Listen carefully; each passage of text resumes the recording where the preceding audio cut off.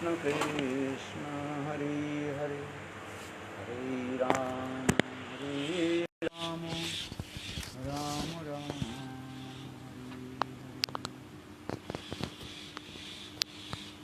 सर्वत मेरे गुरुपाद पद्म नित्य लीला प्रविष्टं विष्णुपाद अष्टोत्तर शतश्री श्रीमद् भक्ति वेदांत श्रील वामन गोस्वामी महाराज एवं नित्य लीला प्रविष्टं विष्णुपाद अष्टोत्तर शतश्री श्रीमद् भक्ति वेदांत श्रील नारायण गोस्वामी महाराज के अभय चरण कमलों में अनंत कोटि साष्टांग दंडवत ज्ञापन करता हूँ।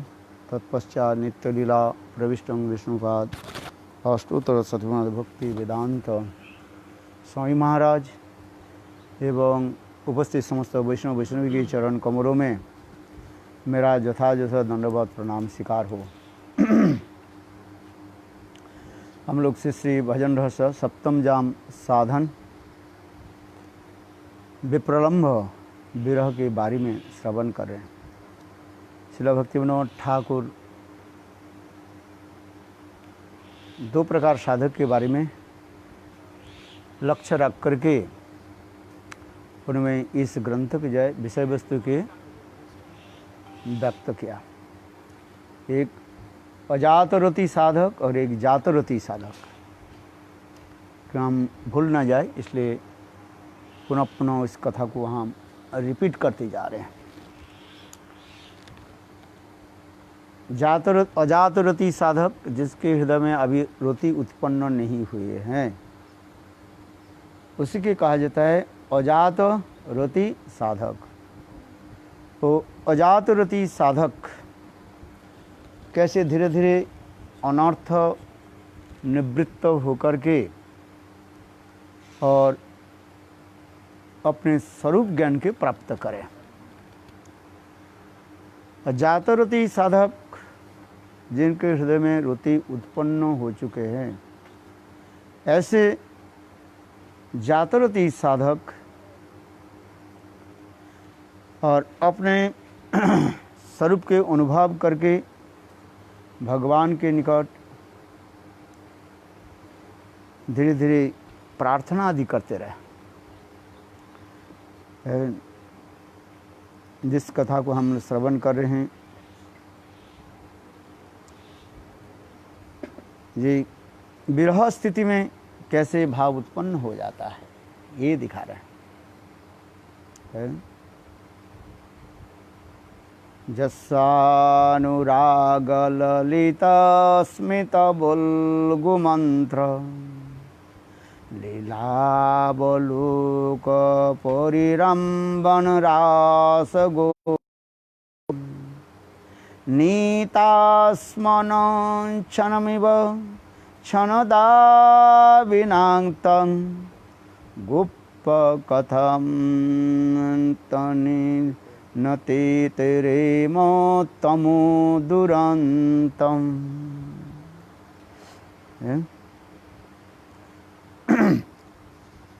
सखियाँ, जिसकी प्रेम भरी मनोहर मुस्कान, रहस्यमयी मीठी मीठी बातें, विलास पूर्ण चितवन और प्रेम आलिंगन से हमने रासलीला में रात्रियां जो बहुत विशाल थी वो एक क्षण के समान बिता दी थी। अब भला उनकी दी हुई अपार विरह व्यथा का पार कैसे पार करेंगे। अनुराग विलोकित बुल्गु मंत्र सुलोलित स्मित आलिंगन रासस्थली ब्रह्मरात्र क्षण गेल तबु तृप्ति ना हईल एबे कृष्ण विरह घटिल गोपीर एमन दिन केमने जाइबे दुखेर सागरे डूबे प्राण हाराइबे। इसकी व्याख्या में श्रील गुरुदेव बहुत सुंदर वर्णन दे रहे हैं। काल हम लोग श्रवण कर रहे थे ये 3 प्रकार की विरह बारे में हम लोग श्रवण कर रहे थे।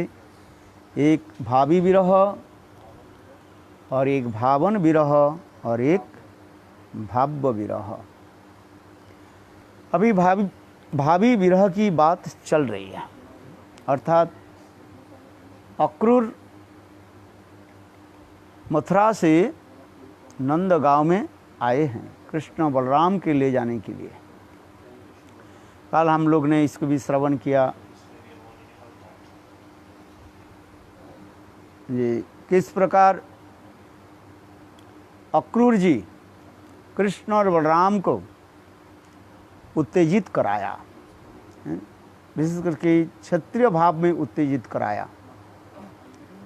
और क्षत्रिय भाव में उत्तेजित होकर के कृष्ण बलराम नंद महाराज के निकट भी कहने लगे हम भी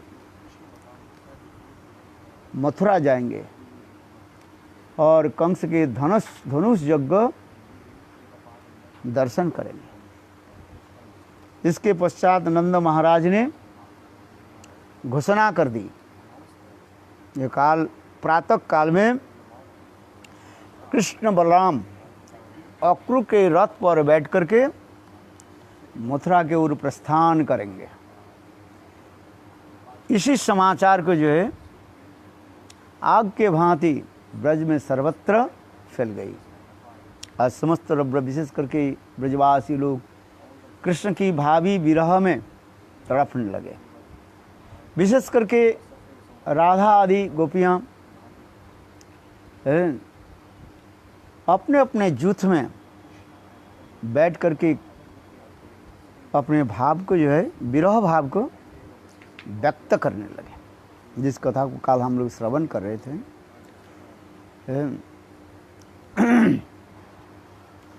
यहाँ पर सुखदेव गोस्वामी पाद परिक्र महाराज के वो कथा भी सुना रहे हैं। गोपियाँ किस प्रकार कृष्ण के वह समस्त अतीत लीलाओं को जो है स्मरण कर रहे हैं। विरह क्या है? विरह के शब्द की क्या अर्थ है? बी माने विशेष, रह माने मिलन है। रह माने केली भी कहा जाता है, विलास, केली, मिलन, अनेक प्रकार अर्थ होता है। अर्थात शरीर से तो विच्छेद है, विरह है, किंतु मन के द्वारा मिलन होता है। इसलिए इसे कहता है एक्चुअली विरह होता है क्या? विशेष मिलन की विरह कहा जाता है। मिलन तो शरीर के द्वारा ही होता है, किंतु विरह जो है शरीर के द्वारा नहीं होकर के अपने अपराकृत मनों के द्वारा मिलन होता है। विरह उसी की कहा जाता है ये अतीत वस्तु जो घटित हो चुकी है उसकी पुनः पुनः स्मरण करना ही विरह होता है और उससे ही मिलन होता है।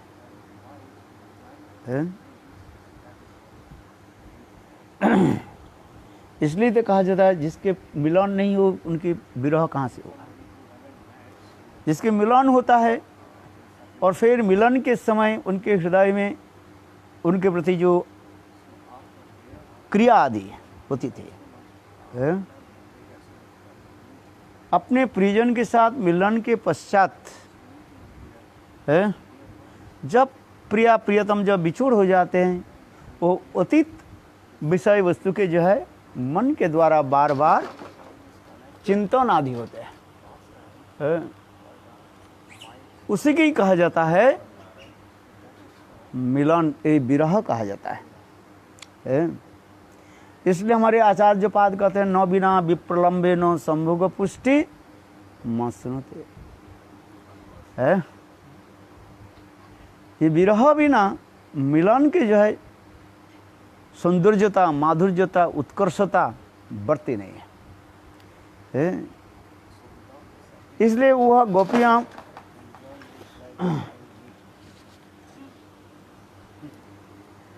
भावी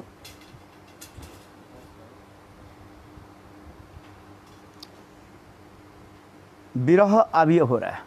ये कृष्ण नंदगांव से कहाँ चले जाएंगे? मथुरा चले जाएंगे।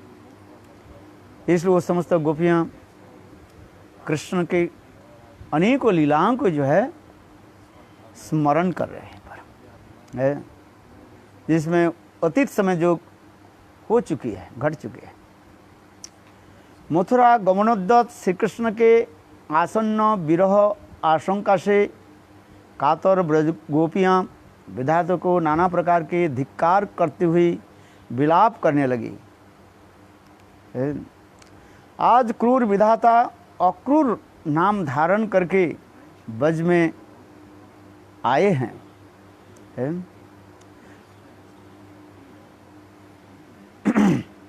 हमने तो अपने कुल में धर्म आदि का परित्याग कर अपना सर्वस्व अपने प्राणकांत श्याम सुंदर के चरण में समर्पित कर दिया है। अब हमारा क्या होगा? अरे देव ही हमारे प्रतिकूल है। दैव बलम ही परम बलम। नीति शास्त्र में कहा जाता है दैव बलम ही परम बलम। माने देवता के किसी के ऊपर यदि प्रसन्न हो, वो बल क्या होता है? बहुत शक्तिशाली होता है। इसलिए शास्त्र में कहा जाता है दैव बलम ही परम बलम। और देवता यदि प्रतिकूल हो जाए तब हम कुछ कर नहीं पाएंगे। हाँ सर, जैसे हमारी जितने इंद्रिय आदि जो है, ये इंद्रिय आदि में एक एक देवता की अधिष्ठात्री माना जाता है, अधिष्ठान रहता है वो है। श्रीमद् भागवत में इसी का भी वर्णन है। जैसे आंखों की अधिष्ठात्री देवता कौन है? सूर्यदेव है। मन की अधिष्ठात्री देवता कौन है? चंद्र है। पैर की अधिष्ठात्री देवता कौन है? विष्णु है। हाँ सर, निम्नांग के अधिष्ठात्री देवता विष्णु, उच्चांग के अधिष्ठात्री देवता सब बड़े बड़े देवता ले लिया, बोले तुम लोग हैं। हाँ समझे, भगवान विष्णु सबसे बड़े होते हुए पर भी छोटा काम लेते हैं। जो बड़ा होते हैं ना, छोटा काम लेता है। जैसे भक्ति विनोद ठाकुर क्या कहते हैं? मैं नाम हट्ट के झाड़ूदार हूँ। विनोद ठाकुर का ना नाम हट्ट के मैं झाड़ूदार हूँ। झाड़ूदार क्या कहता है? स्वीपार। स्वीपार जो है, झाड़ूदार, ये सब इसके निकृष्ट कहा जाता है, घृण्य व्यक्ति कहा जाता है जो झाड़ू देते हैं, मैला आदि एकत्रित करते हैं, दुर्गंध आदि वहन करके ले जाते हैं,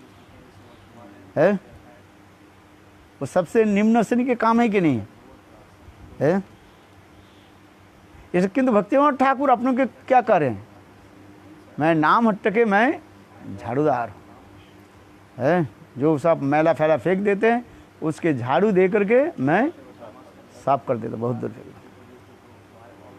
है। ठीक उसी प्रकार भगवान विष्णु भी है,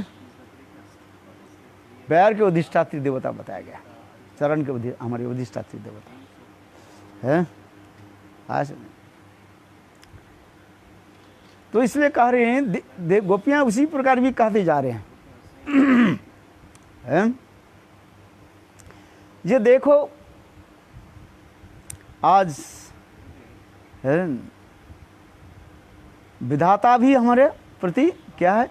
प्रतिकूल है, अनुकूल नहीं है। और ये देव भी हमारे प्रतिकूल है। इससे परित्राण में कोई उपाय नहीं है। वास्तव जो हम जो कुछ करते हैं, सब देवता ही हमें कराते रहते हैं। माया देवी क्या करते हैं? कारागार सृष्टि करते हैं। तब इच्छा मत माया सृजे कारागार, तब इच्छा मत ब्रह्मा करे न सृजन, तब इच्छा मत शिव करे न संहार, तब इच्छा मत विष्णु करे न पालन। तुम ही सर्वे सरेश्वर ब्रजेंद्र नंदन। वही ब्रजेंद्र की इंगित से, आदेश से सारे देव देवियाँ अपने कार्य आदि करते रहते हैं। इसलिए संसार के लोग तो देव देवी की पूजा करते हैं जो हमारे सामने है। भगवान विष्णु तो कहाँ है कौन जाने, है कौन गुफा में छुपे रहते हैं। वो तो गोपियाँ के साथ राष्ट्र में मस्त है।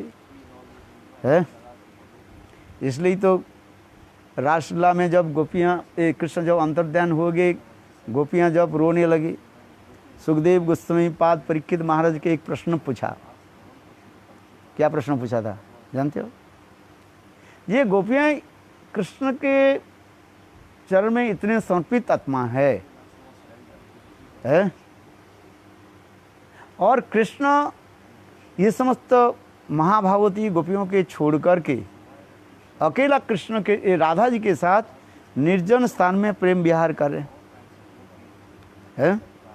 क्या ये समस्त महाभावती गोपियों की आरती है, उनकी जो हृदय की वेदना माने कष्ट जो है, क्या कृष्ण नहीं सुन रहे हैं?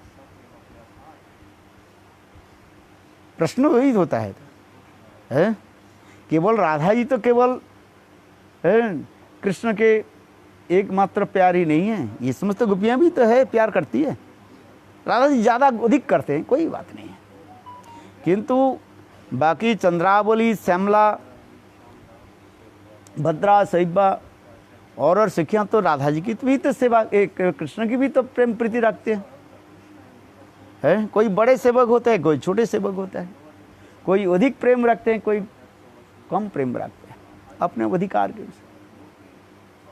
क्या कृष्ण ऐसे गोपियों की विरह अभी क्या नहीं सुन रहे हैं? यदि सुन रहे हैं ऐसे गोपियों की, कृष्ण क्यों सांत्वना क्यों नहीं दे रहे, व उनके निकट क्यों प्रकट क्यों नहीं हो रहा है? भागवत में है कि नहीं? तो उस समय सुखदेव गोस्वामी पाद कह रहे, यथा आकाशवत, जिस प्रकार आकाश का जिसको कहते स्पेस सर्वत्र है, उसी प्रकार भगवान सर्वत्र है। वो है एक ही साथ में राधा जी के पास तो है ही, और एक ही साथ में समस्त गोपियों की पास है, किंतु वो गोपियों की ये समस्त विरह आदि के जो है वो दर्शन कर रहे हैं। प्रेम की विहार आदि के द्वारा कृष्ण उसी प्रकार जो रस आस्वादन कर रहे हैं। जैसे कथा प्रसंग आता है, थोड़ा टीका में हम चले जाते हैं, विश्वनाथ टीका में बहुत सुंदर लिखते रहते हैं। गोपियाँ कृष्ण को भी ऐसी प्रश्न किया है, ये हम लोग के प्रति जब आप जी प्रेम रखते हो, प्रिय परिजन की कर्तव्य क्या है? प्रिय परिजन के कभी कष्ट नहीं देते हैं, दुख नहीं देते हैं।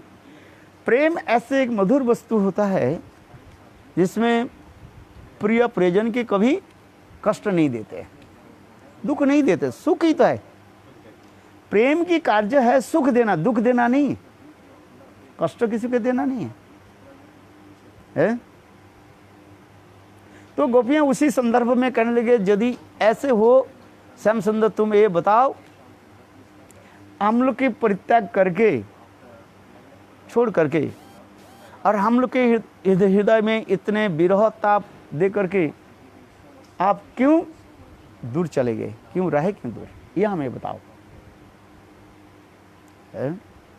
कृष्ण बहुत सुंदर उत्तर दिया। कृष्ण कहने लगे, देखो गोपियां, तुम लोग जो कह रहे हो, आप लोग को मैं छोड़ करके दूर चले गए,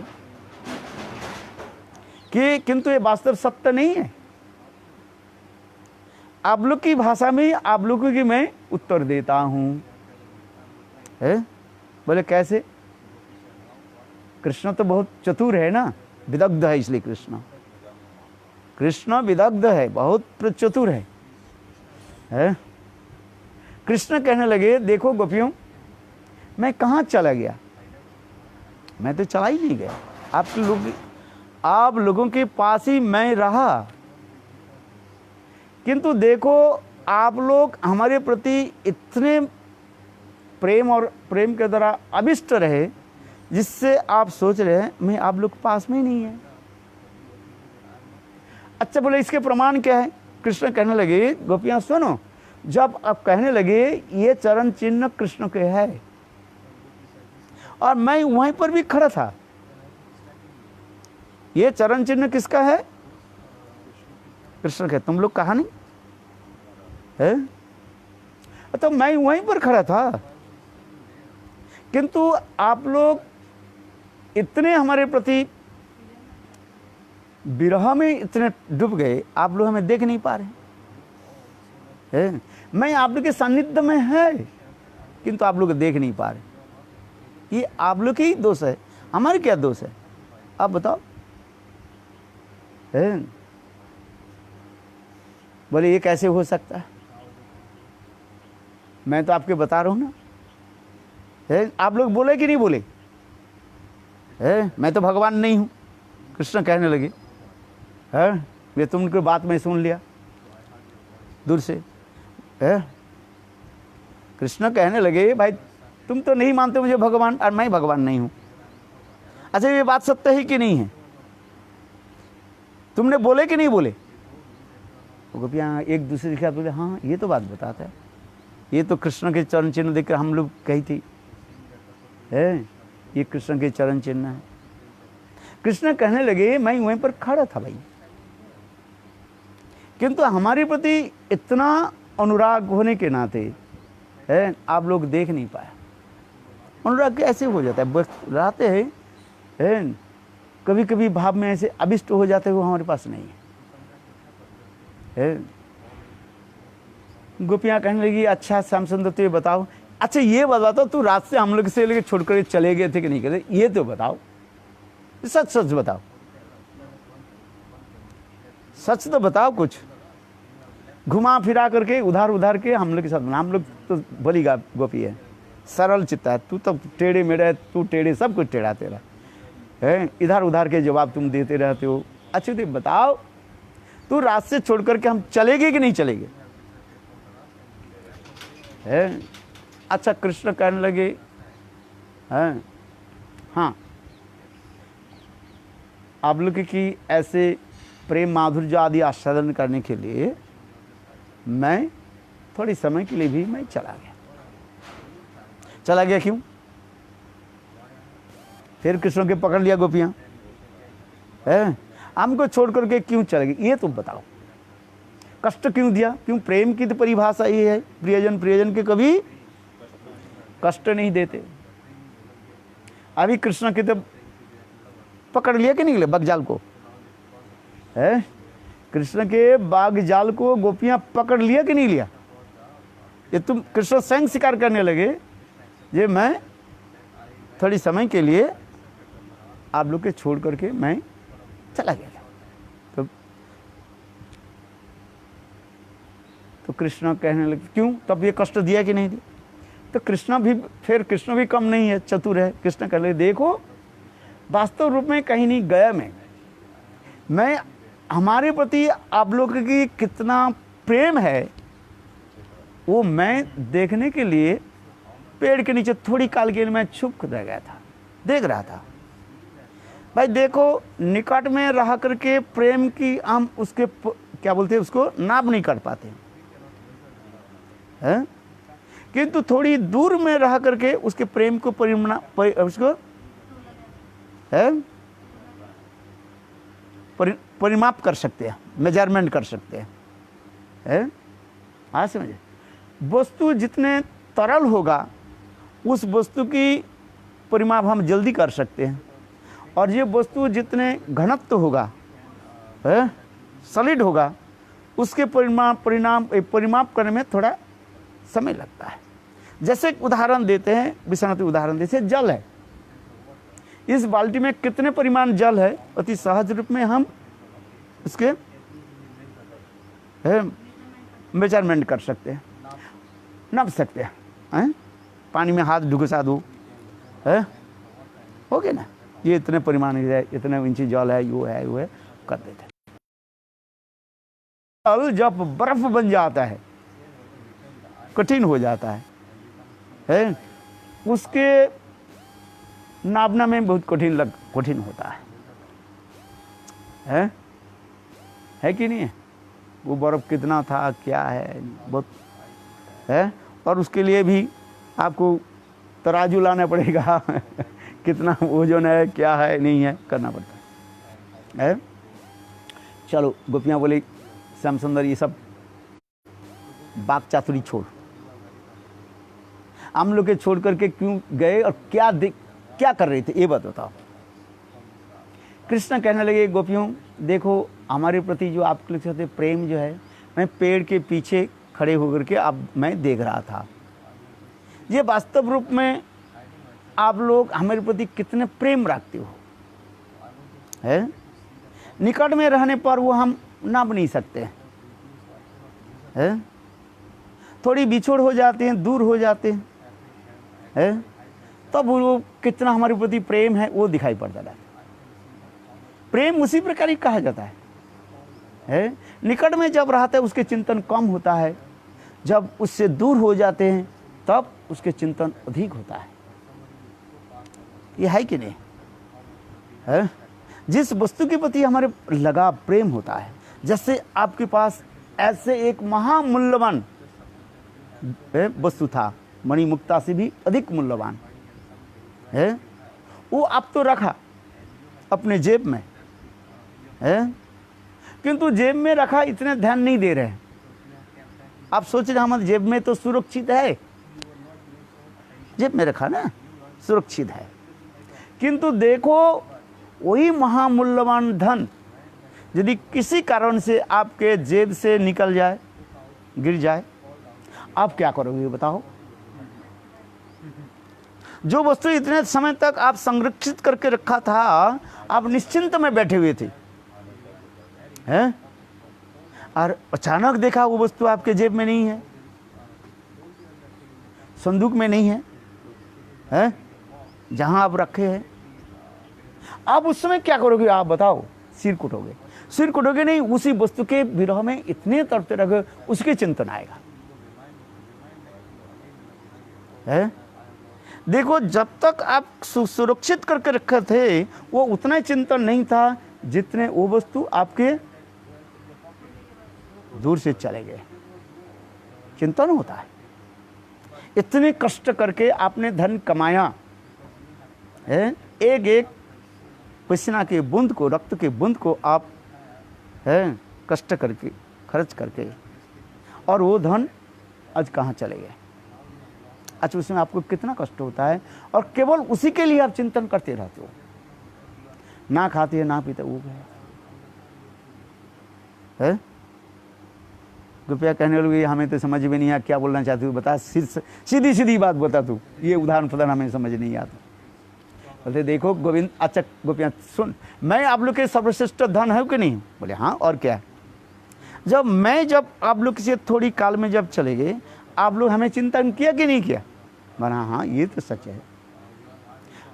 अच्छा तो कृष्ण आप गोपियाँ कहते अच्छा बताओ हम लोग के कष्ट दे करके आपको क्या मिला, ये बताओ तुम्हारे लिए हम चिंतन करते हैं, हमें जो कष्ट हुआ जो हुआ तो हुआ वो तो हमारा ही है, तुम्हें क्या मिला ये तो बताओ वैसे है? कृष्ण कहने लगे गोपियों सुनो, एक्चुअल आप लोग के मैं कष्ट कुछ नहीं दिया, आप लोग के ये प्रेम को मैं देख रहा हूँ। यदि कहा तो ये विरह ताप आप लोग के दिया, ये विरह ताप यदि कहा तो मैं आपको बताता हूँ, सुनो मैं झूठ नहीं बताता हूँ। हाँ हाँ गोपियाँ बोले तू तो कब झूठ कब बोलते रहते हो? अच्छा झूठ कम बोलो, थोड़ा कम करके बोलो, झूठ बोलो कम करके बोलो, तुम तो सत्यवादी हो, ये तो तुम्हारी ठीक है। अच्छा बताओ है? कृष्ण कहने लगे गोपियाँ सुनो है, देखो ये विरह ताप के द्वारा आप लोग की ये प्रेम माधुर्य के परिपक्व करके मैं उसको आस्वादन करना चाहता हूँ।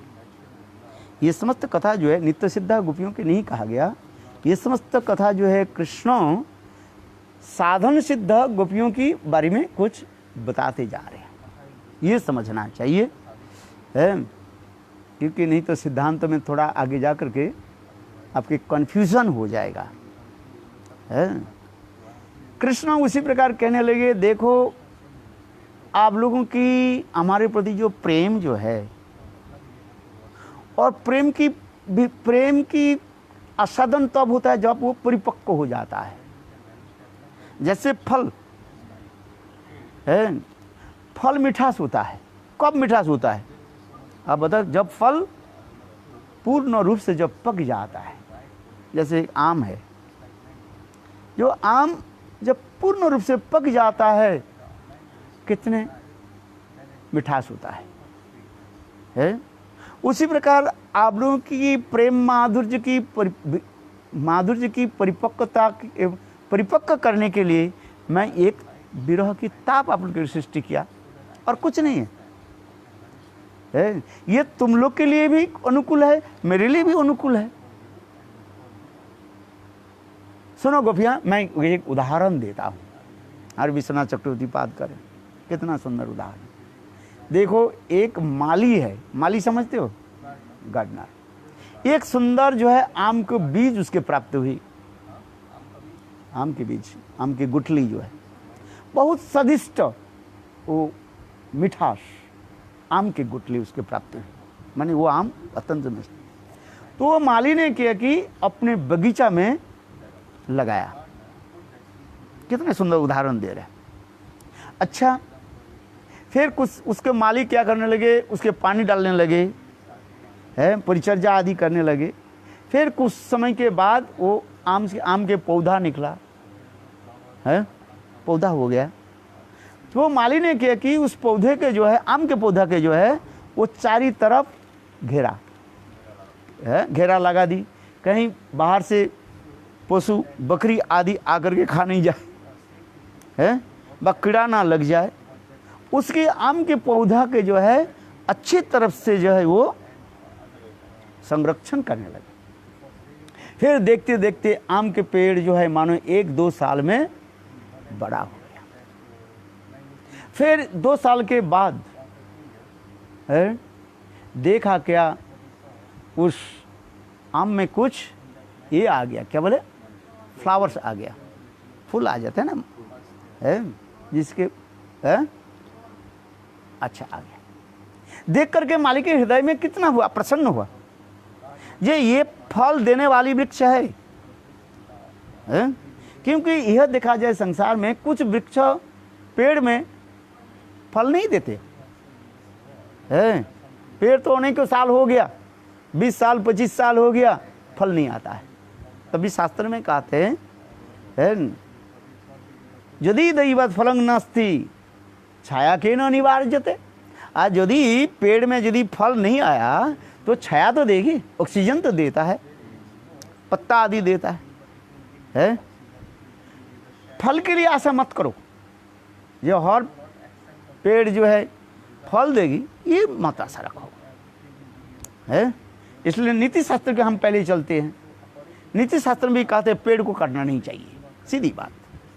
पेड़ हमें सब प्रकार के जो है जीवन धारण के लिए सहायता करती है।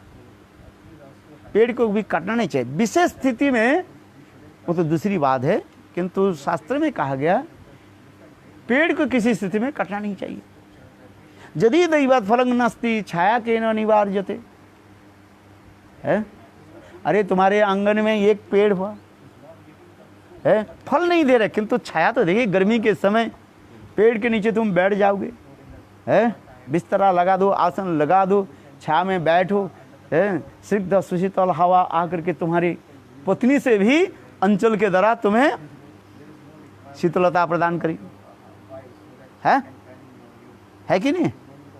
सबसे प्रेम की थे पत्नी के, पत्नी जब अंचल दे करके है, पतिदेव को जो हवा करते हैं उसके स्नेहांचल कहा जाता है। शास्त्र में ऐसे कहते, नीति शास्त्र में है। इसलिए लोग शादी करता है, कम से कम पत्नी की स्नेह अंचल में है हम विश्राम करें। काम करते करते थक जाते हैं, दूसरे के जूता खाते खाते लात खाते खाते जब ये हो जाते हैं, घर में जब आते हैं, पत्नी जब सुमिष्ट वचन है आदि के द्वारा है जब बोलते हैं, अपने अंचल के दर्जा हवा करती हैं, सारे लात फात जितने भी कष्ट जो है वो सब क्या हो जाता है, सब खत्म हो जाता है। इसलिए तो लोग संसार में शादी करते हैं। और पत्नी ऐसे ही मिले कलह कलह प्रिया तो गए वो है?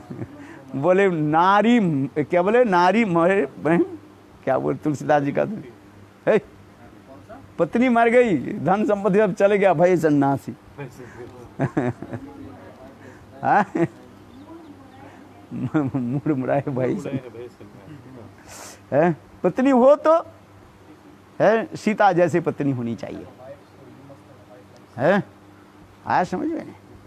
पत्नी हो जैसे अरुंधति होना चाहिए, पत्नी हो कैसे, वो अनुस्वा होनी चाहिए है, नहीं तो धुंधुली जैसे पत्नी हो तो गए तुम्हारे सब जीवन है। हाँ भाई, अच्छा चलो, हम जिस कथा प्रसंग में आ रहे हैं तो हंस रस कर दिया कुछ है, क्यों सब तो सुन रही हो, सो रहे हो है, कुछ सो रहे हो कुछ सुन रहे हो है, इसलिए तुमको जगाना पड़ता है ना है। चलो आगे की कथा। कृष्ण कहने लगे, ये देखो वो माली क्या करने लगे, उनके उत्साह आ गया, ये फलदान वृक्ष है, फल देने वाली वृक्ष है? क्योंकि एक साल 2 साल में जब आम की वो फूल आ गया, मुकुल जिसको कहा जाता है, किंतु देखो उसमें 2-4 आया और थोड़ा बारिश हुआ, वो सारे क्या है फूल गिर गया। कोई बात नहीं, देखो वो माली निरुत्साहित नहीं हुए, उत्साह करने लगे, फिर 1 साल के लिए अपेक्षा करने लगे है। फिर दूसरी साल आने के साथ ही साथ देखा क्या, उस पेड़ में है बिल्कुल जो है वो भर गया, इतने फूल आ गया है। देखो माली उत्साह हो गया, कितना सुंदर। पहले साल में तो 2-4 आया था, 10-20 आया था, और इस साल मानो पूरा वो आम के पेड़ देखा है ना कभी है। कानपुर के तरफ जाओगे ना रेल में बैठ करके और देखोगे दोनों तरफ जो आम के बगीचा होते हुए ट्रेन जब चलती है बंगाल की तरफ आगे दौड़ते, तो देखोगे है, आपको देख करके और कितने सुंदर महक भी आता है, इतने सुगंध है। ट्रेन खड़ी हो जाता है, यदि आप ट्रेन से उतर जाओ और देखो, छोड़ते हैं यहाँ पर ट्रेन, बिल्कुल लॉकडाउन हो जाता अच्छा रहता है। हाँ, इतने सुगंध आता है भाई है।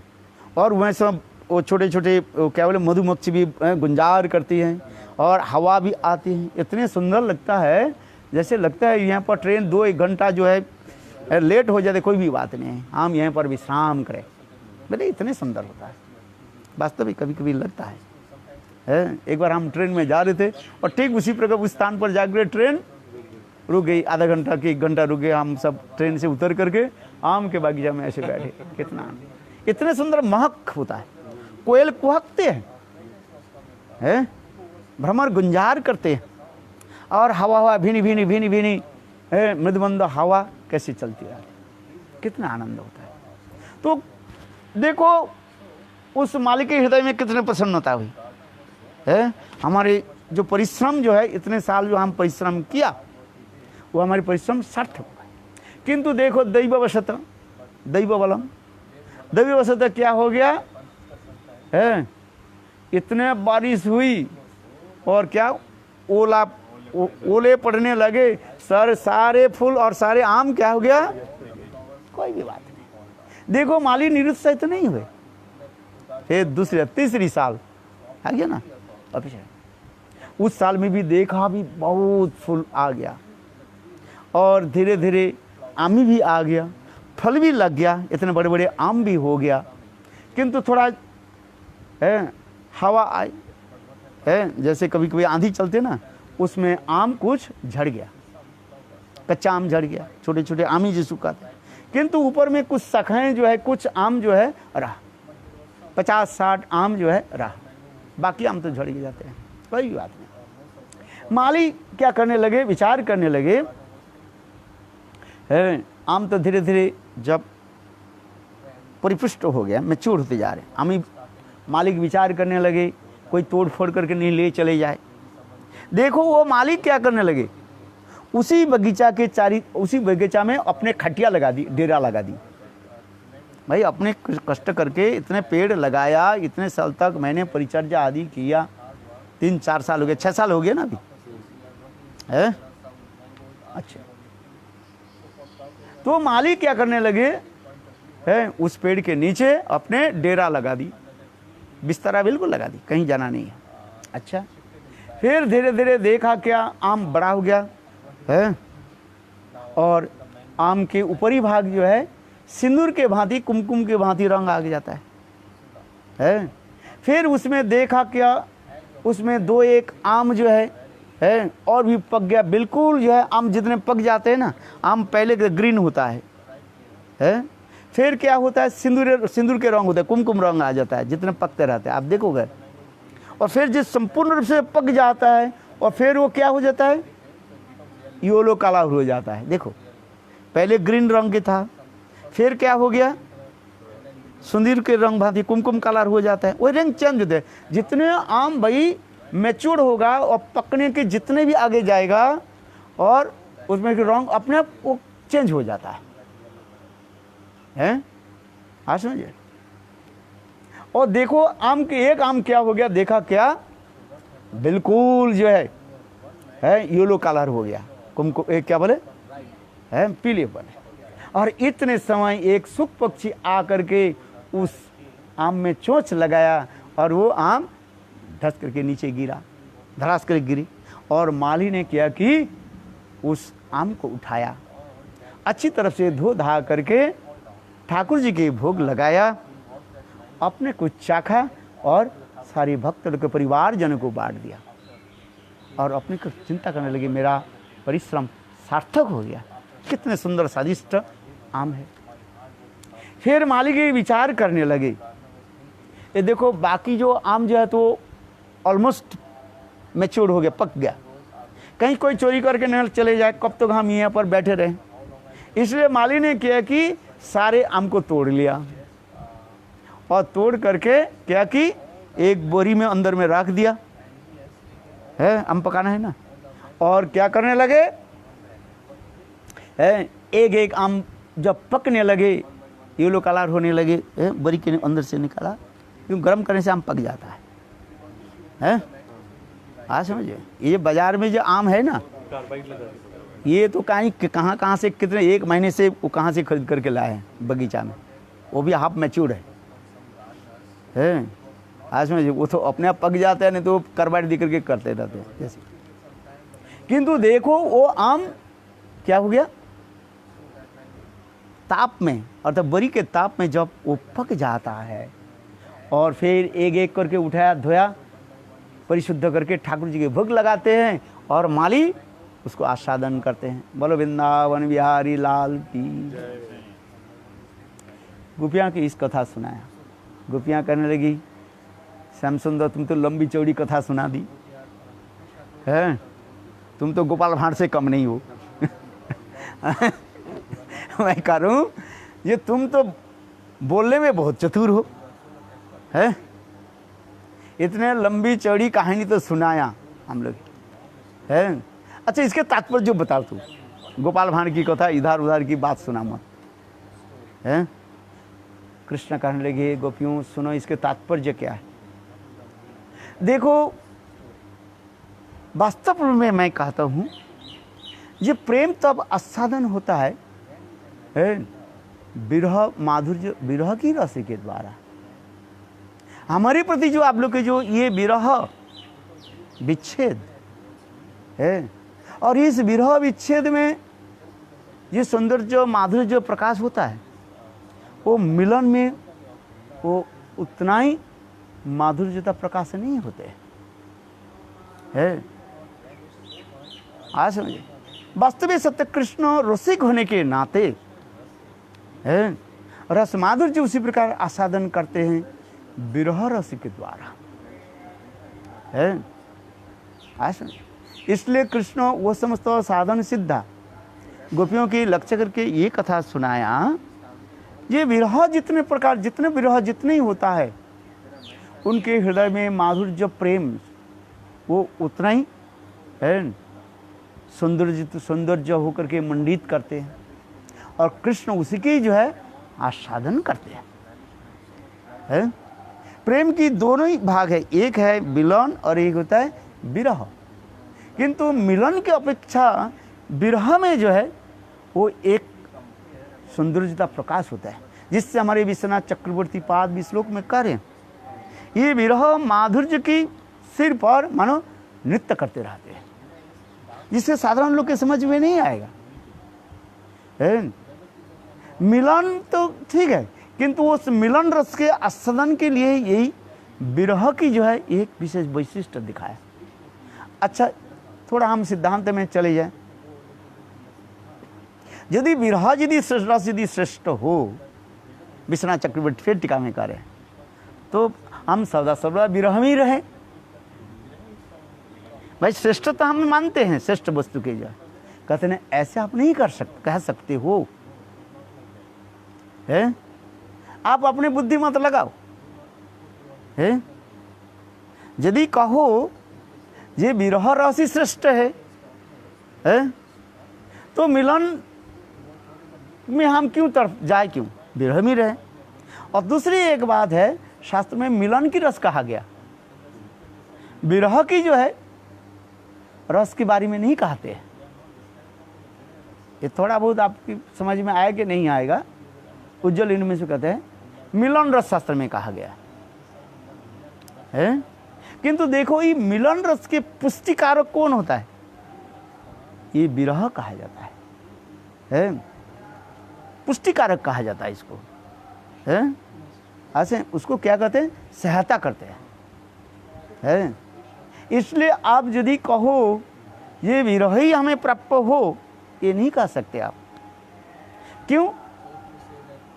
रस माधुर्य रस तत्व में ये विचार होता है, जहाँ पर राधा गोविंद की ऐसे स्थान होता है, मजरियों के भाव में जो है विरह में सेवा की भावना कम हो जाता है, मिलन में सेवा की पराकाष्ठा होता है। जैसे उदाहरण देता हूँ, विरह जैसे 4 प्रकार विरह कहता है। विप्रलंब जो है, पूर्वराग, मान, प्रवास, प्रेम, वैचित्र। चलो हम मान में ले लेते, मान को ले लेते हैं उदाहरण के स्वरूप, है? अतः राधा जी मानिनी जब हुई है, कोई सखी कहे राधे तेरे मैं श्रृंगार कर देती हूँ, क्या राधा श्रृंगार करेगी? आप बताओ। कोई एक नारी विरह में तड़प रही है और उनके सहेली कह दे तुमको मैं तेरे केस को जो मैं सुंदर सुगंधी तेलों के द्वारा मैं श्रृंगार करती हूँ, फूलों के द्वारा श्रृंगार करा देती, क्या वो श्रृंगार करेगी? ना कुछ करेगी। आप बताओ। नहीं, तो उसमें क्या सेवा की अभाव रह जाएगा,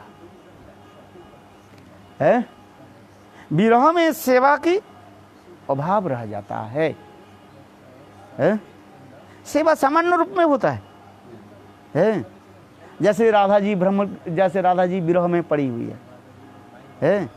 कोई इसके फूल के श्रृंगार कर रही है, उनके सेवा तो परिचर्चा उतना ही कर रहे हैं, ये फूल की जो है पंखुड़ी देकर उसको सेज बना रही, माने बिस्तरा बना रही है। उनके अंग पर जो है शीतल चंदन आदि प्रलेप करे उसके विरह ताप के दूर करने। क्या उनकी सुंदर साड़ी पहनेगी? ना वो पहनेगी। आप बताओ, है? नहीं, ना केस के श्रृंगार करेगी, ना कानों की अलंकार आदि की सेवा करेगी, ना कुछ कथा सुनेगी। वो विशेष करके मानवती जब हो जाती है, उसमें श्रृंगार व सेवा की अभाव रह जाता है, सारी को अभाव, श्रृंगार नहीं होता है उसमें। ना श्रृंगार वो करती है, ना श्रृंगार कराने देती है? तो इसमें क्या होता है, मंजरी भाव में जो होता है सेवा पराकाष्ठा होता है। तो इसलिए हमारे विश्वनाथ चक्रवर्ती पाद कहते हैं उसमें सेवा का अभाव होने के नाते विरह के तो शिकार करते हैं, लेते हैं, किंतु मिलन की ही अनुमोदन करते हैं, क्यों? मिलन में हमारी सेवा होती है? आज समझिए, मिलन में सेवा होती है। राधा जी के लिए है रसी बनाओ, कृष्ण के लिए रसी बनाओ, है? आज समझिए, अनेकों प्रकार की परिचर्या होती है, स्नान करती है, स्नान करना जिसे गुलाब कुसुमांजलि में है, कितने प्रकार की सेवा आदि करते हैं। प्रातः काल में उठ करके श्रीमती राधिका किस प्रकार है स्नान आदि करते हैं, सखियाँ उनको भी किस प्रकार स्नान आदि कराती हैं, वस्त्र धारण कराती है, अलंकार आदि धारण कराती हैं, षोड़श श्रृंगार आदि कराती रहती है। ये मिलन में होता है, मिलन रस में। विरह रस में नहीं होगा। राधा जी जाती है कहाँ? जावट से नंदगांव जा रही है सेवा करने के लिए। विरह में हो जाएगी था ना, क्या कुछ करे, तो इसलिए सेवा की अभाव हो जाता है। इसलिए यद्यपि शास्त्र में कहा गया क्या? ये विरह मिलन की ऊपर नृत्य करती है, वो साधकों के लिए होता है। किंतु जब हम सिद्ध में चलते हैं, मिलन की ही हम प्रधानता देते हैं। किंतु ये मिलन की जो है माधुर्यता आस्वादन कैसे होते हैं? विरह होते। इसलिए कहते हैं न बिना विप्रलंबे न सम्मुख पुष्टिमा यथा कषाय वस्त्रम, क्या बोलते हैं, उज्ज्वलता विवर्धते। जिस प्रकार कपड़ा जो है सफेद डाल में जितने भी डालोगे वो उतना ही क्या होता है, कलर उज्ज्वलता प्रकाश करते हैं। इसलिए विरही जो है वो मिलन रस की जो है आस्वादन की वो रखते हैं। इसलिए कृष्ण ये सब कथा सुनाया गोपियों की। आप लोग की जो विरह जो है इस विरह के में इसलिए वर्धित किया जो परिपक्व होकर के प्रेम माधुर्य और हमें रस आस्वादन के योग्य बने। किंतु ये कथा जो कथा मैंने सुनाया, ये कृष्ण राधा आदि गोपियों की कथा नहीं सुनाई है। ये सुनाया किस गोपियों की? ये साधन सिद्धा गोपियाँ की कथा सुनाया। ऐसे आचार्योपाधि की विचार कहा गया। तो यहाँ पर जो हम कथा जो है कृष्ण विरह में गोपियाँ, अच्छा भावी विरह में गोपियाँ कैसे तड़प रही है, देखो। कृष्ण, अभी टाइम क्या हो गया? 6:30 है।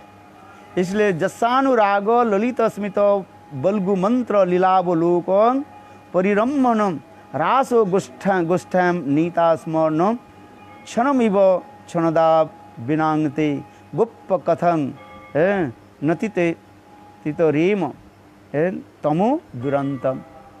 गोपियाँ उसी प्रकार का है जिसकी प्रेम भरी मनोहर मुस्कान, रहस्यमयी मीठी मीठी बातें, विलासपूर्ण चिदवन और प्रेम आलिंगन से हमने रासलीला को, वह रात्रि को जैसे क्षणकाल में हम बिताया है। और भला उनकी दी हुई अपार विरह व्यथा का हम कैसे पार करेंगे, कैसे सहन पाएंगे? गोपियाँ यही कर रही है। अभी तो कृष्ण कहाँ पर है? नंदगांव में है, काल जाएंगे। किंतु गोपियाँ देखो भावी विरह के लिए कैसे तड़प रहे हैं। मथुरा गमनोद्यत श्री कृष्ण के आसन्न विरह आशंका से कातर ब्रज गोपियाँ विधाता को नाना प्रकार से धिक्कारती हुई विलाप करने लगी। आज तो विधाता अक्रूर नाम, इस कथा तो हम पढ़ा था ना, हाँ, जिसको हम कथा भी कहाँ पर छोड़ दिया था। ये आज हमारे ऊपर मानो विधाता देवता हमारे पर प्रसन्न नहीं है। दैव बलम ही परम बलम, जिस कथा हम लोग यहाँ पर कह रहे हैं।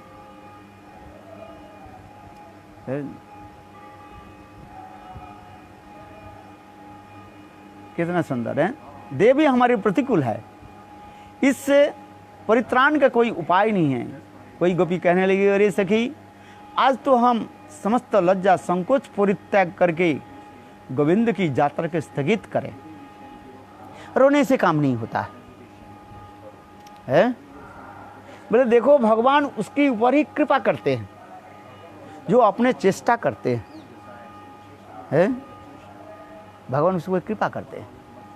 और जो चेष्टा नहीं करते हैं केवल रोता रहता है, पर नहीं है। इसलिए महाप्रभु ने क्या विचार दिया, एक है मार्जार न्याय और एक मरकट न्याय, दो न्याय को महाप्रभु ने बताया।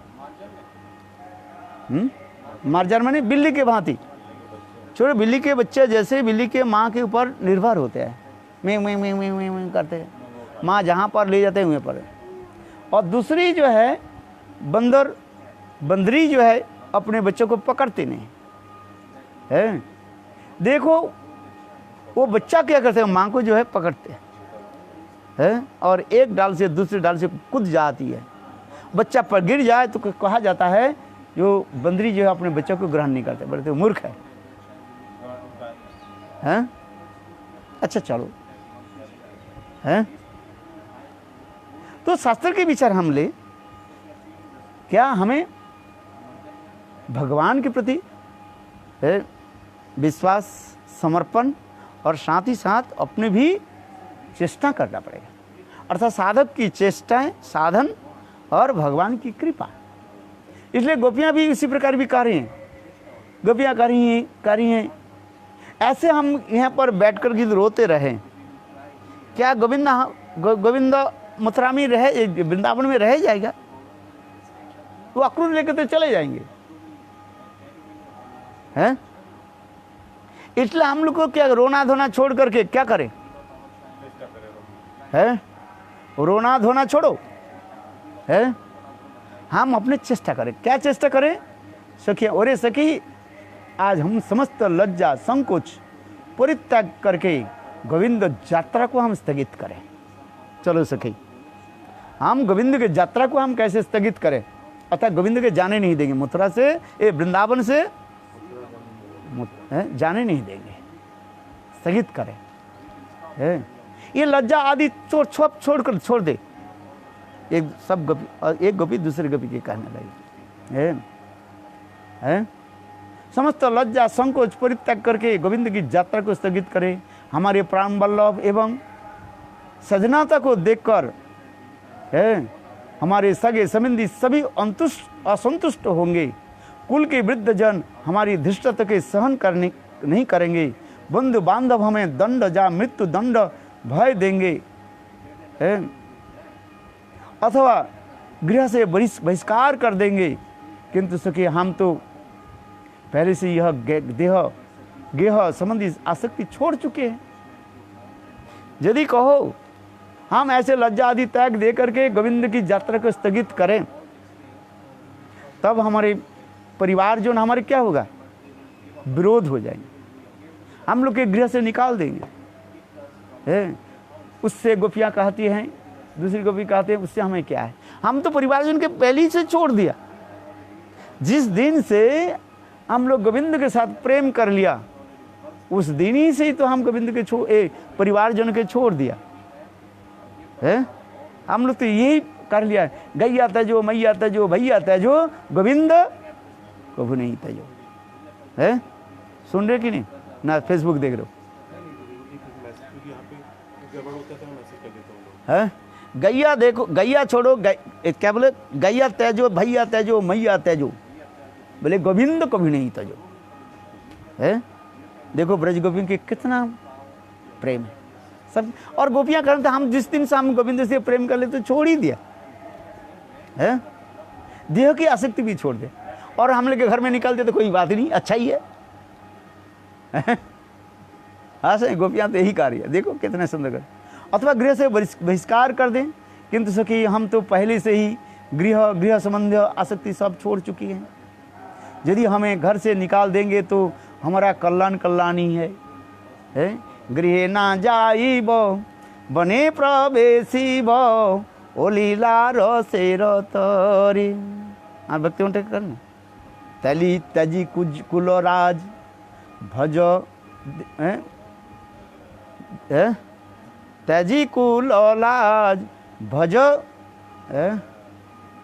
कृष्ण युवराज, क्या है वो कीर्तन में है ना, याद है?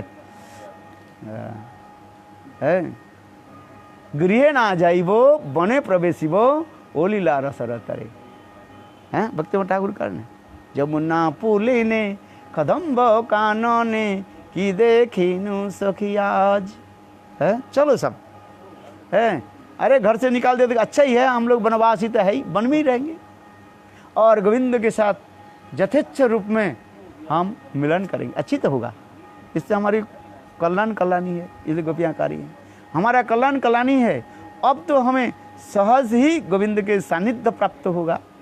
यदि हमारे परिवार लोग हमें घर से निकाल दिए है तो हम सहज रूप में तो गोविंद के साथ मिल पाएंगे, कोई बाधा ही नहीं रहे है।